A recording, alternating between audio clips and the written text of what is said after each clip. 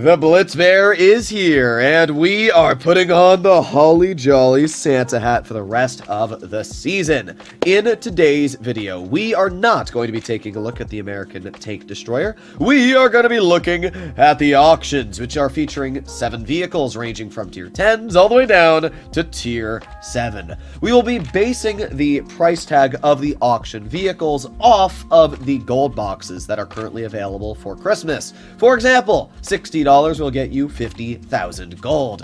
And if we make our way down to the gold option, it is normally $100 to get your hands on 37,500 gold. So you're getting about $150 worth of gold for $60. That is an absolute steal. You're saving about 60% of the normal price tag. For any of you that are thinking of getting these boxes, or even if you're not thinking of getting the boxes, I would highly recommend to at least pick up the 20,000 gold and the 50,000 gold if you have the money to spend. The way I look at it, this gold will last you throughout at least half of the year, depending on how you spend it. If there's a tank you really want to get your hands on, instead of really quickly buying an expensive gold bundle, you can get these bundles way cheaper. I always recommend to pick up the gold bundles, at least if this is going to be the only money you plan on spending with Blitz for the whole year. So with that being said, we're going to be basing the auction prices off of these gold bundles here. So 50,000 gold is what we have to spend. Let's make our way to the auction page and let's take a look at the vehicles available. Something I wanted to very quickly point out is don't get fooled by how many tanks have been sold. For example, the Turtle Mark 1 appears that there's been a lot of them sold. There's only 1,438 left. And looking at vehicles like the Badger and the M60 that started off at 3K, you would think that the Turtle has also started off at 3K. But that's actually not the case. See, this here is my live stream that was 5 hours ago, which right in the beginning 20 minutes, we broke into the Turtle Mark 1 and looked at the auction tanks. And we can see that there was 1,496 turtles left, which means in reality, Wargaming started the Turtle off at 1,500 vehicles, and it's just sold like 50 or 60 of them. So that's what they've done. We can see the M60 and Badger has started off at 2,900. The Sheriff started off at 2,500. Type 62 started off at 2,000. So the numbers are a little bit mischievous. Wargaming is kind of tricking you into thinking that there's more vehicles selling than in reality there kind of is. But that is why you have me to tell you what is good and what is bad. So let's just make our way down the list, starting off with the TL7 until we get to the end. Another big bit of advice I can give is don't stress buying the tanks for the auctions. I do not understand why there are people that will instantly buy the tanks the moment they go on sale. Like 150 people have bought a TL7 120? Really? I mean, sure, 12,500 gold isn't awful, but why wouldn't you just wait for it to go down to like 11k or 10,000 gold? Because you know it's going to drop. There's no way in 18 hours all 3k of the TL7s are going to sell. I just don't believe it. So I don't get why you wouldn't just wait. Sure, you might type, oh, I have the gold, so I don't mind spending it. But still, if you waste 1,000 gold here and there, that adds up. And after a while, you're going to be sitting at 10k, 12k gold gone. It's still a waste. So my advice, don't buy the tanks unless you have to, and it's the final price drop and you think it's going to sell out. So let's take a look at the vehicles. We're going to start off with the 252 because it seems like these two vehicles are going back and forth. Look, 2,855 252s are left, 2,854 TL7s are left. So the Object 252, I actually have a video that I just recorded on the vehicle, which is kind of funny.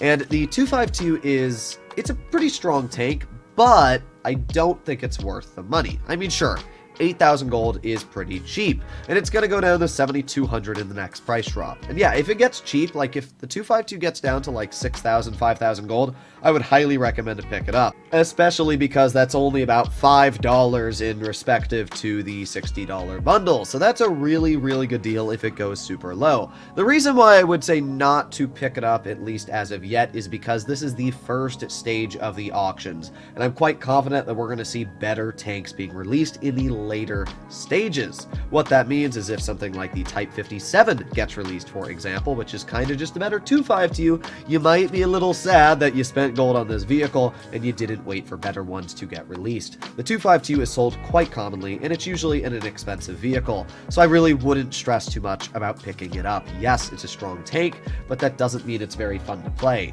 Next, we move on to the TL-7-120. This is a tank that not a lot of people know all too much about, and to be honest, it's because it's not that special of a tank. I mean, I like it. It's got a really cool mechanic going for it, which is super strong frontal armor.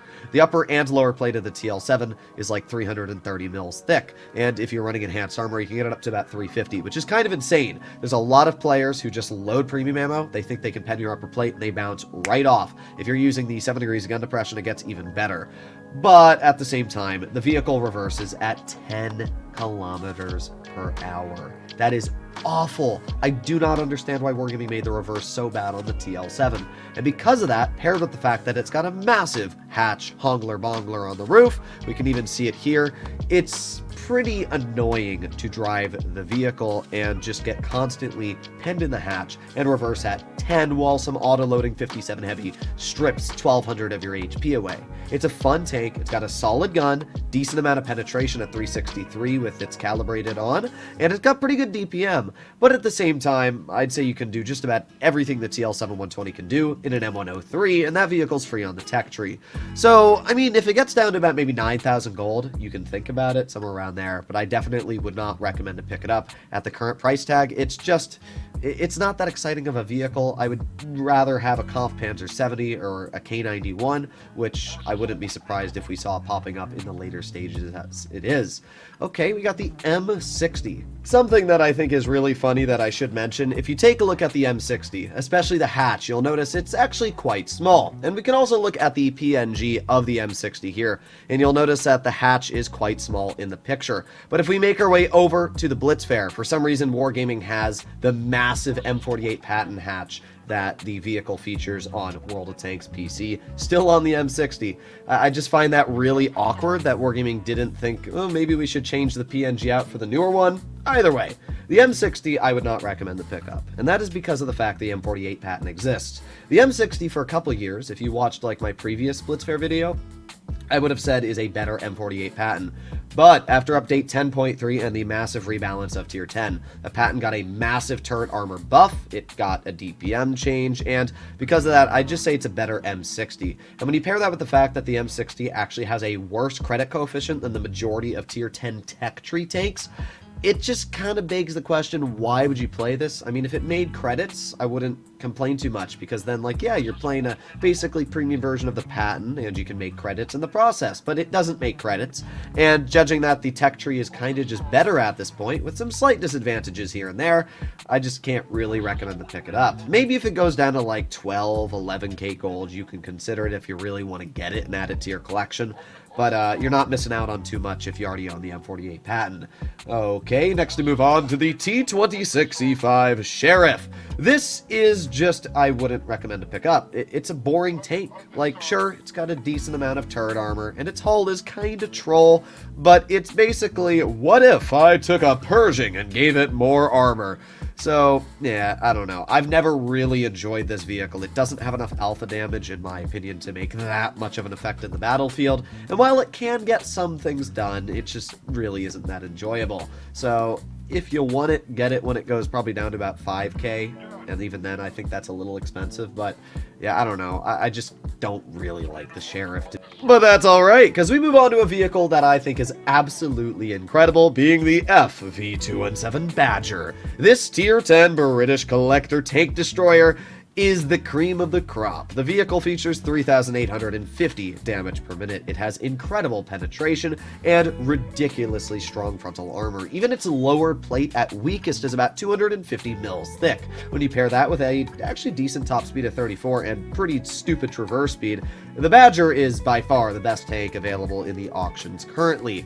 For 15,000 gold, honestly, if it doesn't make it to the end of the 18 hours, I would still recommend to pick it up, because as we went over, you're getting 50k gold for 60 bucks, so at that rate, it's like $20 for a Badger. That is an absolute steal. I would wait for it to get cheaper, but I would definitely recommend, if this is a tank on your bucket list, to pick it up before it sells out, because the vehicle is insane. It's just got everything you'd want going for it when it comes to a super heavy tank destroyer. It's just crazy good. So yeah, definitely would recommend to pick up the Badger. Type 62, I mean, it's really cheap. It's only 4,000 gold, and judging that it started off with 2,000 and only about 130 of them have sold, yeah, I think it'll drop to probably about 3,000 to maybe even 2,500 gold, and that's actually really, really cheap. That's like $5, $6. How much was it for the $5 gold bundle? Oh no, it was a $2 bundle if I'm not mistaken. Yeah, for $2.50 you can get 1,500 gold. So for about $5 you can get a Type 62 Dragon just by buying the super cheap bundles, which is actually really not bad in my opinion. I don't know why the page isn't opening anymore. Like, bruh, there you go. So, yeah, for 3,000 gold, 2,500 gold, I'd say Type 62 is pretty solid. It's still a fun vehicle. It's got a lot of pen, and it's a little nippy light. Plus, unlike a lot of the tech tree Chinese lights, this vehicle actually features good gun depression at 7 degrees.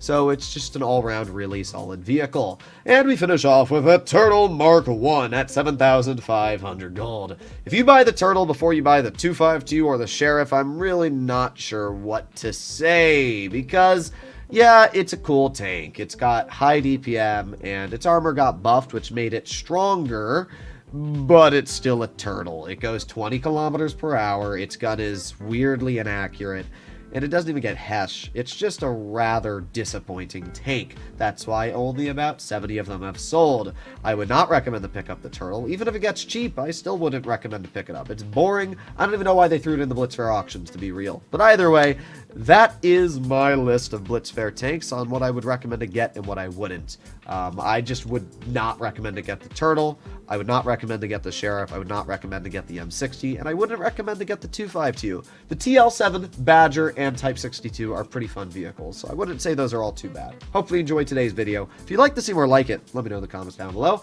And obviously, as the auctions develop, I will let you guys know if certain tanks are worth it in community posts. I'll see you in the next one. Bye-bye.